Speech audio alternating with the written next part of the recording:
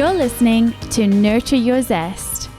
I'm your host, Ashleigh King, and I will introduce you to a wealth of interesting, fascinating individuals from all walks of life who will share their stories, how they've overcome challenges, and you will find out their top tips for success. Through this podcast, you can gain tips to grow and change your life and the way you see the world, and help you to nurture your zest. Hello and welcome to Nurture Your Zest. I'm so excited to be talking to somebody that I really admire and look up to. So Christopher Owens today. We're going to be exploring a little bit about his creative process, his creative journey, and a new project and initiative that he's launched. Thank you to anyone who's watching Nurture Your Zest today. I am the host, Ashleigh King. I started this podcast in 2019. And wow, what a journey it's been. So we're in over 70 countries around the world now, listened to from Alaska to Finland, Uganda to Toga, I think. Yeah. Toga's a place. Yeah. I was just like, did I say that right? I'm pretty sure that's right. But yeah, some really amazing feedback, So thank you so much for taking the time to listen or watch. And before I go on about that, I want to talk to Chris. So hello, Christopher Owens. I'm now just distracted thinking, is Toga a place? You should check it on the globe. I mean, good luck trying to find it on there. I'm not going to be able to deal with that right now, but I think it's a place. Okay, let's just park it. But it is kind of cool that people would listen in Helsinki and also Alaska, and why, Because people are inherently nosy and want to find out about people. And that is probably true. So we're going to talk a little bit about people's nosiness, because I'm nosy about one of your new projects. But you are Christopher Owens, and you are in our studio. Yes. So hello. Thank you for having me. Thank you very much. And, it's so funny because I used to work with your wife, so it's just weird full circle kind of thing. That connection. Yeah, yes. So it's kind of strange, isn't it? Hannah, yeah. Yeah, so we sort of randomly that came up in conversation. I can't remember a networking event, and it was a really funny moment. So it is a really small world. Pretty amazing. So can you tell us, for anyone who hasn't met you, listened to you, watched you, seen you anywhere, who are you? Well, as you've said, Christopher Owens. I'm a photographer. I specialize predominantly in portraiture, and I'm a commercial photographer, so people can commission me to go and shoot their advertising campaign, or update the company headshots, or whatever it may be. Yeah, but I've got a strong background in editorial sort of portraiture. So what I mean by that is when you open a magazine or you look at a website, it's like the portraiture that accompanies a feature interview with an interesting person. So that's what I do. I turn up, the interview happens, and then I crack on and photograph them. It's the storytelling part that I think is so interesting, because I love stories. I think stories make the world go round, and I love to help people share their stories with the world. But you do that, but with a different medium. So I do it with a podcast mic, and you do it with, your camera. And I love how your pictures come to life. So what a silly move of me that I've got so many of your gorgeous portraits in this very studio, but I didn't even think to bring some examples. But we can link your portfolio in the show notes. Yeah. But I think some of the ones that I've really loved that you've worked on have been very futuristic, or kind of there is a story. There's something that's quite provoking. It kind of stirs up something, I think, when you look at them. So they're not just a standard headshot or image. It really has quite a depth to it, and I love that about your work. So I'd love to ask you about your creative process and your creative journey. How did you find your favorite things about the photography you do now? Well, I could give you a very long answer, really. But how I got into photography in the first instance was, went to art college, went through all of that usual sort of process. I then moved to London, and I started assisting. I discovered that, I was interested in people rather than, when you do photography, you're presented with various sort of disciplines within photography. So you've got, fashion, for instance, landscape, product, still life, portraiture, and there's overlaps in all of those things. But at college, they tend to give you sort of a broad sort of range of things to sort of see which you prefer, or maybe you kind of need to know a little bit about them all. But portraiture for me was just sort of what captured my interest. When I moved to London, I ended up assisting this quite a well-known portrait photographer, and I worked with him for sort of 4 years, and that gave me sort of like this grounding and almost like a unofficial apprenticeship within a very, very niche sort of subject matter, which was like editorial portraiture and commercial photography. And then I sort of fell into sort of photographing bands, and I was very interested in music. And then as part of that, if you're quite good at photographing people, you tend to be presented with quite interesting opportunities to photograph interesting people, because, they're perhaps people who are short on time, and you get sort of sent because you can do something good quickly. And, part of that is, a lot of business people. So I worked photographing a lot of high profile business people. So, and, that's sort of how I got into it. In terms of like sort of approaching a shoot, it tends to be about, meeting the person. I'm quite a quick judge of character, so I can sort of suss someone out in a couple of minutes. So that helps, because you sort of gauge sort of how far you can push it, and what is going to sort of go down well with them, or what a sort of ease back on. But then it's really a response to me meeting the person and photographing them.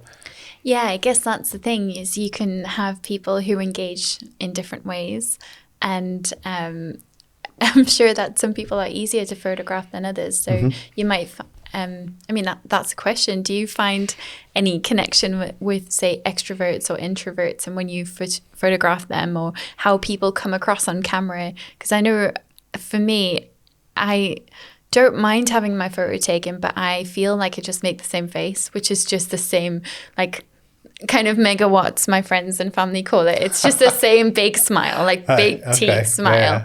And I don't really know what else to do with my face apart from that. And as I've got older and started getting my photo taken more, now I quite like to just not smile or be a bit moodier, or because it's kind of so different to anything you'd normally do. But do you find that when you photographing someone that there's particular personality traits that you can pick up quite quickly, or I tend to sort of before the camera even comes out of the bag, sometimes it's like a conversation, so you're speaking to the person and sort of sussing them out a little bit. Well, that's what I'm doing, like working them out. But as I'm talking to them, I'm sort of like looking and watching the mannerisms they have, the things that they do, sort of kind of looking at their face, their body shape, and, sort of sussing out, so it sounds really dodgy, this, but like sussing out the sort of angles on how they might best be photographed, or how best they could be lit. So you kind of sort of like judging that, but like you throw into the mix, like, the location you're in, that can make people behave in a different way. So often I'm going to people's workplaces, and they've got colleagues around, so that may change their behavior amongst next to their colleagues would be different to their behavior next to their kids. So it's a response to sort of that situation that you're meeting them in, and also how they're feeling on the day. So I don't turn up and go like tell them to smile, because I kind of think, well, I'm sensitive to the fact that it might be a really tough time for them at the minute, or whatever. So it's a response to sort of how they are on the day, really. Yeah, I think it's a good photographer can take any person, and I think just make them feel at home so that their real personality shines through. So I had a photo shoot yesterday, and I was feeling a bit nervous, and the photographer just made me laugh so much, and they were just talking about random ordinary things. Right. But I'm pretty sure that the shots that they got that were good were those moments where it was just like talking about ordinary things and laughing and just jokes, just kind of appealing to who you really are rather than, I guess, putting on that smile for the camera, you know, the real moments. I think a lot of people, you know, perhaps would gravitate towards pictures themselves where they've been caught sort of unawares. And, you know, like, you know, say you've been at an event or a wedding or whatever, and, you know, you've had no idea you're actually being photographed. So the smile is genuine, and, you know, your family would recognize you more in that than a picture where you're sort of perhaps sort of a formal photo shoot. What I've got to do, it's very much like it's organized, like you've got to go and photograph someone, you've got 10 minutes or half an hour or whatever it may be. It's all been orchestrated and sort of organized to a point where that's impossible to sort of catch someone unawares. But what you can do is sort of control the situation, and, you know, it's a constructed image, but try and sort of break through and capture that little snippet of personality where in the moment where the sort of the mask drops and you go, right, that's them, bang, and you get the shot. Yeah, I think that's it. It's about, and that's what I love about your work, is the depth to the person you're presenting. So actually one of my favorite photo shoots you did is with my friend Lizzie Hotcraft. I love the way you use like shattered glass and kind of mirrors and stuff like this. But another piece, because I am really interested in tech and creative industries, and I would say those are the kind of, there's three sort of pillars around Nurture Your Zest, and it's inspirational stories, tech, and creative industries, and actually probably entrepreneurship in there as well. However, what I loved is this one image photo shoot you did. It was kind of like the Last Supper, but it was like all the tech influences in the northeast of England. And I just loved the way this photo had been put together, because it felt so like you'd grabbed people's personalities and just nuances of the. I just loved it. It was really beautiful. So thank you. I think that creative flair is quite unique in your photography. Would you say that part of that is, you know, you mentioned you had this unofficial apprenticeship, you worked in London, you kind of learned quite niche photography styles and skills. Is that part of what's influenced your creative process, maybe? Yeah, for sure. I mean, yeah, absolutely. But, you know, that's like one facet of it. And, yeah, I think as a creative person, you're constantly drawing influences from all sorts of places perhaps you wouldn't expect to sort of get it from. So yeah, like the assisting work I did, for sure. But then I look back at, like, you know, I was very interested in painting growing up, and you know, like pop culture. So, like, you know, I got a real love for like magazines from looking at, there's a magazine in the sort of like mid-80s called Looking, and I absolutely loved it. And it was just like, you know, comic strips, but then sort of like interviews with a pop star or someone off Neighbours or someone, like, you know, it was pretty cheesy stuff. But I was just fascinated with that and you know, people's stories within that. So I suppose that's an influence, and the publishing side of it, and you know, like fine art, but then TV shows, and, you know, I'm very influenced by like comedy. So like, I think there's a bit of a sense of fun to my pictures, and it's sort of understanding those nuances of when there should be sort of like light and shade within the images, and when a picture can be quite humorous, or when a picture should be actually quite sort of sensitive, or sometimes it's a mixture of both. Yeah, I love that. And it makes me laugh because you're talking about things I haven't heard of before from the 80s. But it's funny because, so I grew up... Don't say you make me sound really old. No, I don't mean it for that reason. I grew up in South Africa, so I don't have the same... There's so many references that some of my peers had at school where they talk about things, and I'm like, I just don't have that connection. I don't have that kind of memory or things. So I'm more nostalgic about a lot of American exports because we got a lot of American kind of TV and stuff like that. Yeah. But things like Archie comics, I mean, I still have so many Archie comics, and I love them. And I think there's something about you're the things that were precious to you as kids. But I'll never forget, I had one of my best friends growing up moved to the UK, and then she came home to South Africa to kind of visit. And I hadn't seen her for a long time. And she was so glamorous. And she used to say like gorgy and all these funny words.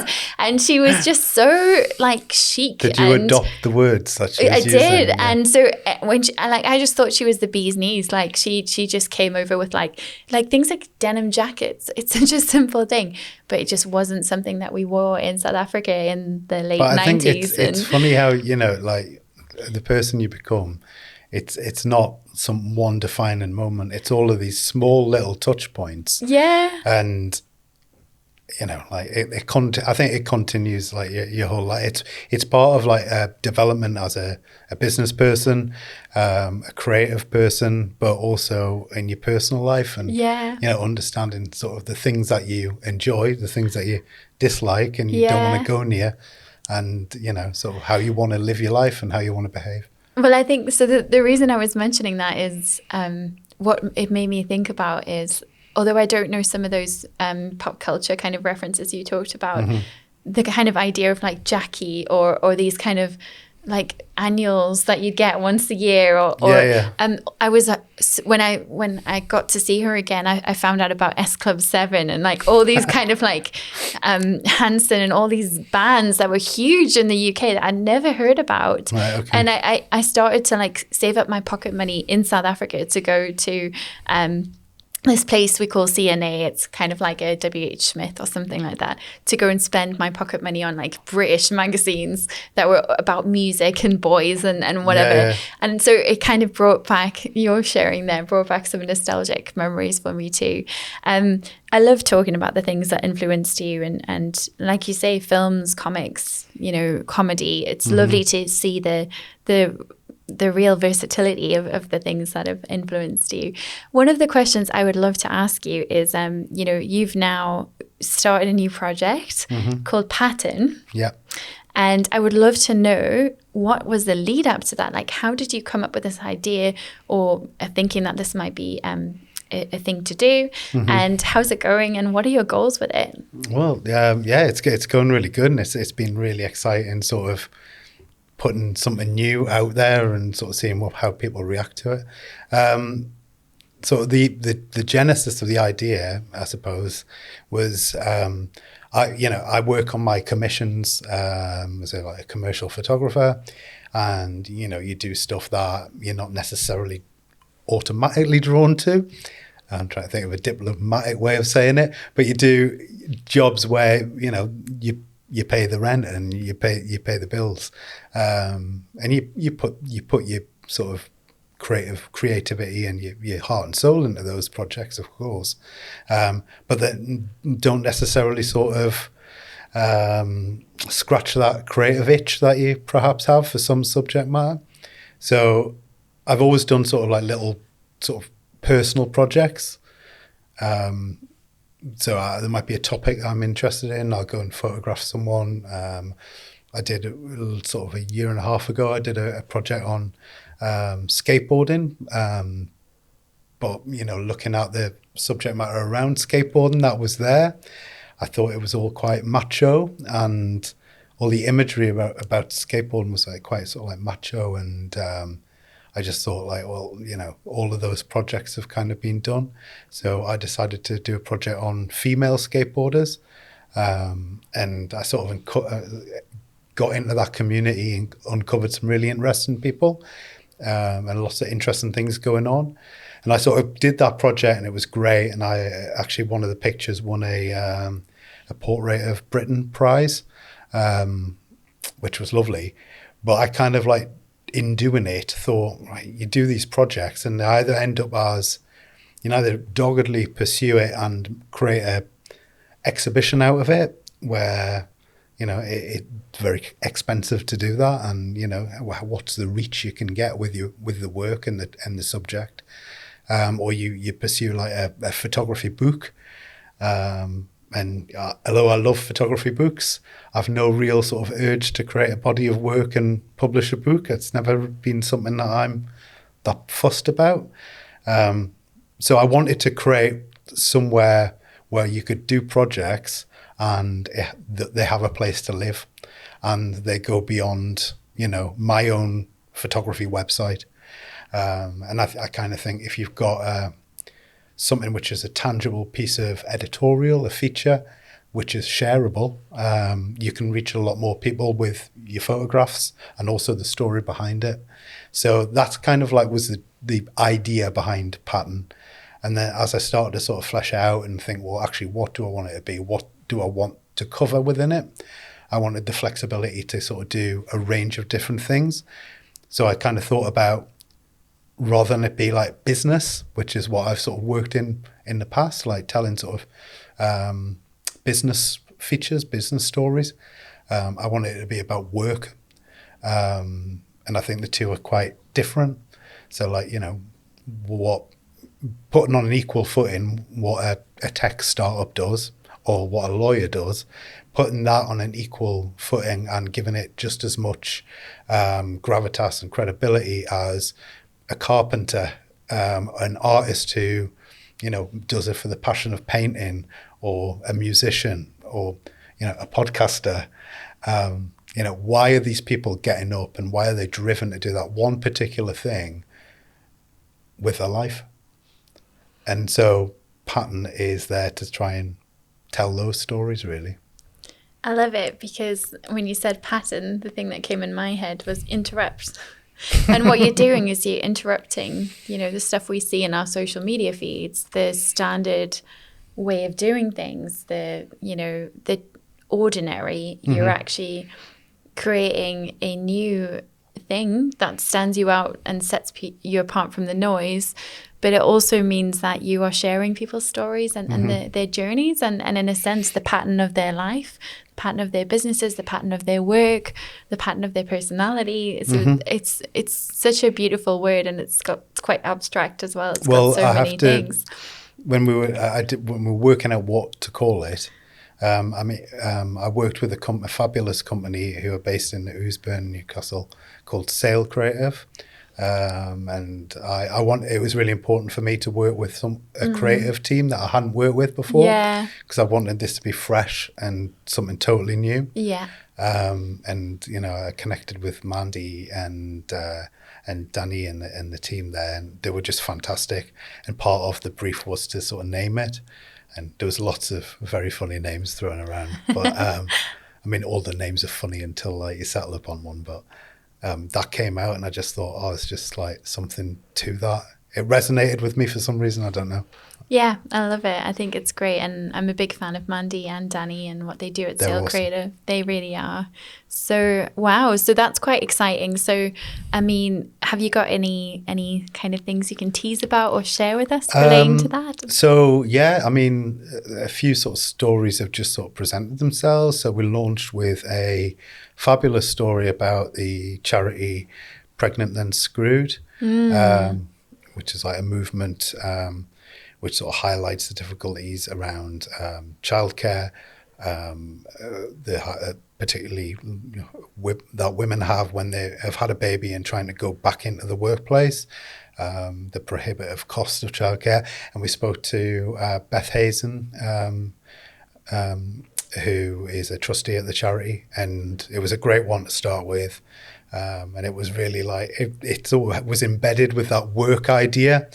And it was a great one to start with. But there's all different ones. We did a fantastic piece with a lady called Jo Milne, who has Usher syndrome, and which is basically where you have a degenerative hearing and sight. And that was just like, I did that shoot in the studio, and she left, and I was like, my God, like this is like, there's a bit of an epiphany. It was like that she embodies what I want this to be, this platform to be, what I want Pattern to be. It's got like a positive change message, but just her spirit to go out and do what she's doing for the cause that she's so deeply affected by, because she wants to make change, and that's what drives her. It's not motivated by anything else. It's about making that positive change. Got a great one coming up with like there's going to be tons. So I go on all day, but there's a couple of others around sort of parental leave. I've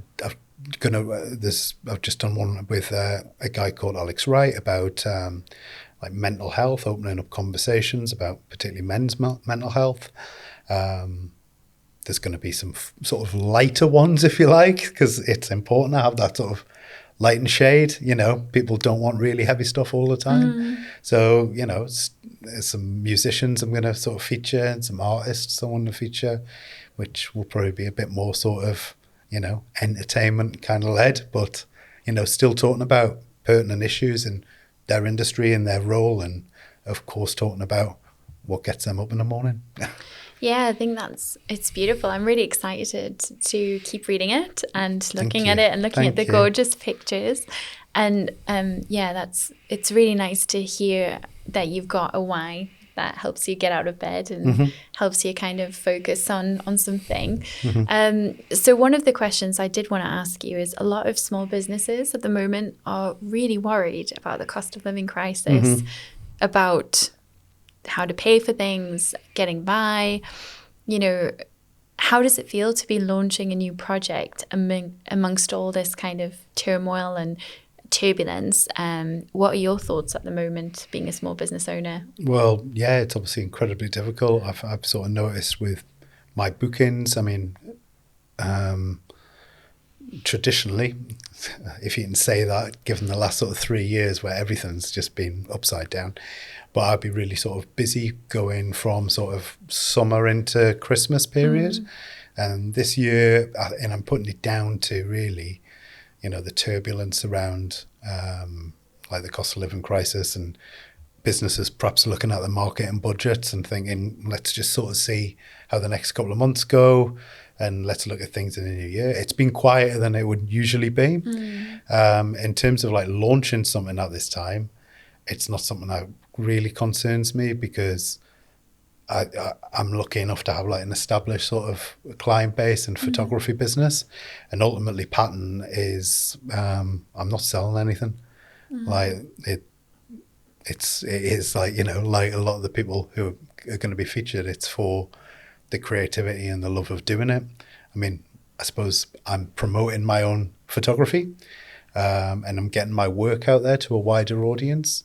But I mean, the way of doing it is about shouting about other people's achievements rather than sort of saying, check out my new pictures kind of thing. And I'm not comfortable with that. I'm more comfortable like sort of talking about other people.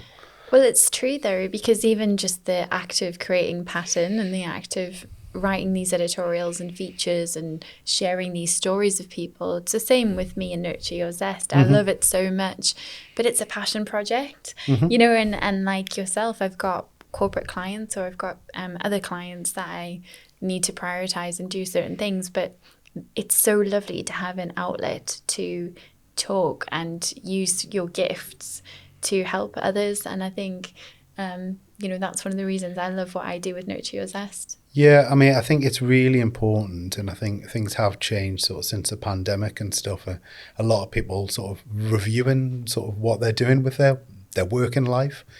And I think it's incredibly important to sort of set your stall out and go, you know, via a podcast or via an editorial platform or whatever it may be.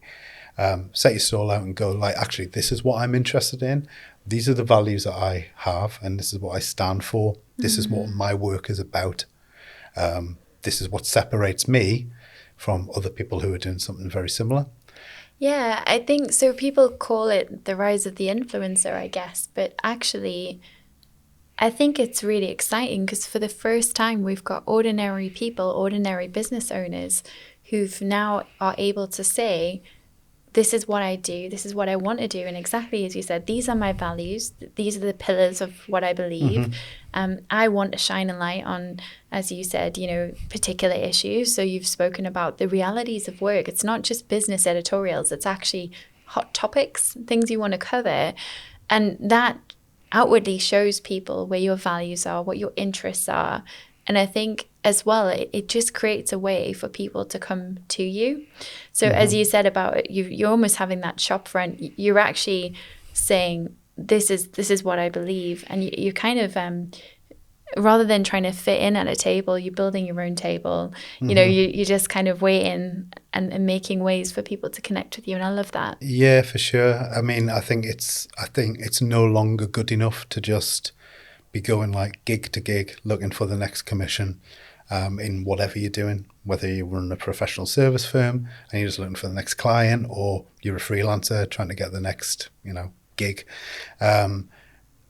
That just doesn't cut it anymore, and people expect more and expect better. And quite frankly, the people who are just looking for the next payday, it's a long old race to the bottom, because there's always going to be someone who comes who's cheaper.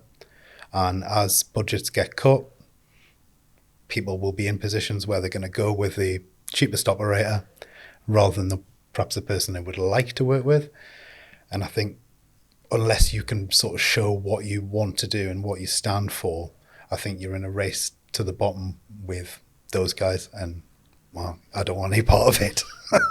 Yeah, it's true. I love that. What you said after the pandemic, there's almost like, there's a lens on everything. And I think it gives people the opportunity to reevaluate who they are, what they do, where they spend their money. One of the things I've been musing on a lot recently is where I spend my money. And I think it's great. We've got so many grocery stores and supermarkets. We have so much choice.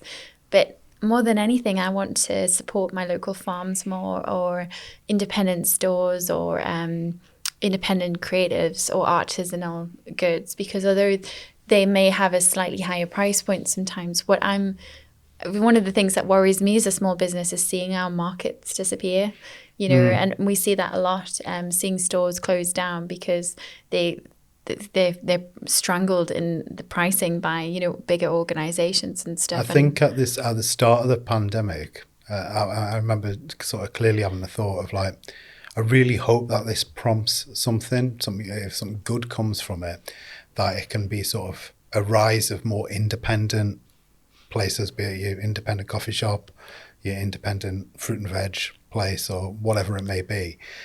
Like, I hope it sort of boosts that for people, and people start to analyse a bit more where they're spending the money and who they want that to go to. Do you want it to go to a huge conglomerate where the money is whisked out of the area, or would you prefer it to go to a couple who are running a shop? They pay local staff, they buy from local suppliers, and that money stays in the local economy. And I think people have gravitated more towards it, and I think there's more of an appetite for it. But I don't think it's been taken up in quite the way it perhaps could have. And I think we've all got a responsibility to sort of, quite frankly, use them or lose them. Because if you look back to the start of the pandemic, when there was no fruit and veg on the shelves and you couldn't buy things in the shop, people were turning to independent sellers who were doing home delivery, because they were small and agile enough to adapt. And, those, you really needed them then. Absolutely. And we probably will need them again. Yeah. So use them or lose them. I like what you're saying. And I think with things like the rising fuel costs and stuff like this, we're also seeing many stall holders, people who are renting spaces.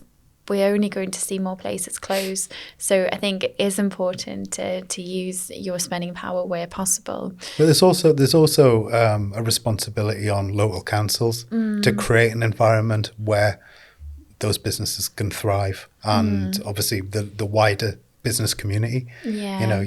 We need to create environments where these independent sellers or makers can not only sell their stuff, but actually make a living and pay people, create jobs.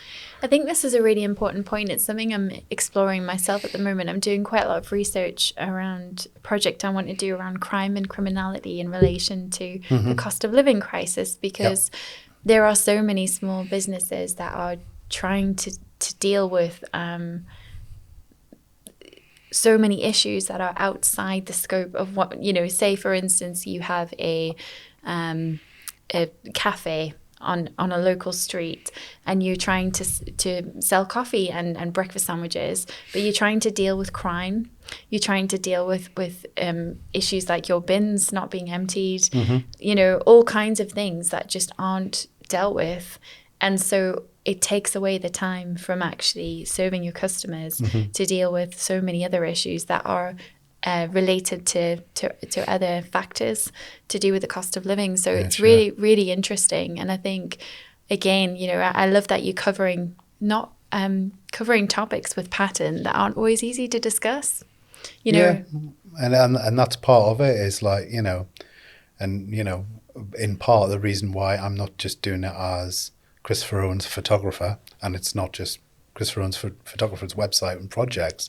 I think it's important to have that independent voice, and I'm working with a lot of writers who I really respect and have worked with in the past, and some people I've never done stuff with before, who have that strong voice, can interpret data in different ways, and start a sort of piece together and tell those sort of stories alongside photography. Because, you know, they're out there, these things, but, you know, some of them are so sort of almost like micro stories that there's not necessarily the editorial platforms sort of clamoring to cover those topics. Yeah, I think it's a really valid point, and I'd like to ask you a question on that. So, do you think there's an appetite for alternative media more than ever? Yeah, for sure. I mean, look at you know, the media that you use day to day. I mean, we're sitting talking on a podcast, which will be streamed on you know, various different channels, presumably. But, you know, it's been filmed. It's going to go on YouTube. You know, look, there's instantly, it's Multi-channels. it's two mediums. It's both visual and like a radio and audio thing. Likewise, that'll be pushed out via social media. So you're trying to engage with the biggest audience. But then there's also a space for traditional media, which is, you know, the printed publication. And, you know, I've worked on lots in the past, and I absolutely still love like the feeling of seeing your work in print and picking something up. And I think it's interesting the value people place upon it in terms of, you know, it's been, the written word is printed, and in a lot of ways, I think like the written word is the, you know, the highest form of sort of journalism, if you like. You know, it's so considered. But then, you know, podcasts are so huge and it's so digestible for people. So I think there's absolutely there's a space for any kind of communications that fit the person who's going to consume them. So, you know, I listen to hours and hours and hours of talk radio because I love it, and I can have as much as I want of that. You know, 5 Live I listen to pretty much 24/7. But that's me. To other people, that would not be for them. They like to scan like 3 articles on the BBC website in the morning, or the Guardian, or whatever it may be.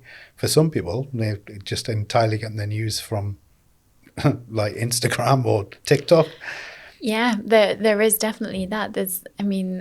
That is a lot of people's way to stay up to date. TikTok, it astounds me, but the things you can find, I mean, there's some amazing life hacks that you can learn on TikTok. Yeah, and there's different, you know, it's different things. And I mean, my personal take on it is that I like that long form piece still. Me too. And I like that something that sort of digs a little bit deeper.